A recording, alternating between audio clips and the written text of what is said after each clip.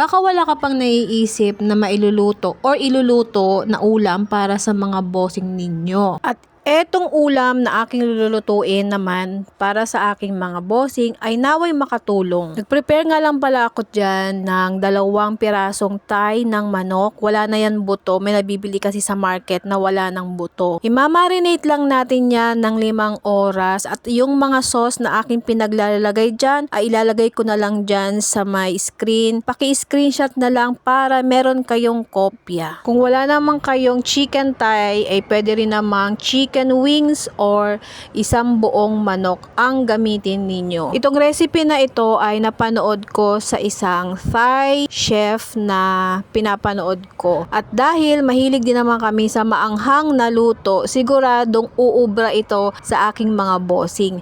Ang hindi lang talaga pupwede ay ang aming lola. Pagkatapos nating imasa-masahe ang manok sa mga sauce, ilalagay natin yan sa fridge para i-marinate ng 5 hours. At dahil nakakaluwag-luwag tayo, ay sila amo pala, iluluto natin ang ating chicken sa air fryer sa loob ng 20 minutes sa 180 degrees.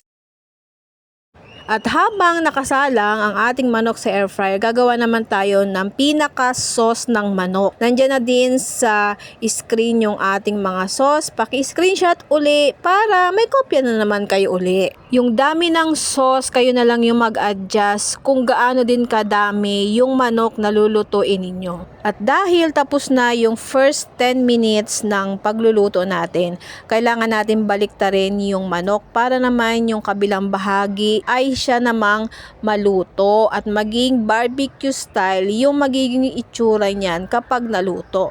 At yung last na 10 minutes, yun na yung matitirang minuto ng kaniyang pagluluto hanggang sa matapos na. At pagkatapos na nating lutuin at maluto ang chicken, ganito ko siya hiniwa-hiwa. Nakadepende na nga lang yan sa inyo kung gaano kalalaki din yung inyong paghihiwa. At bago natin iserve, ilalagay na natin ang ating ginawang sauce.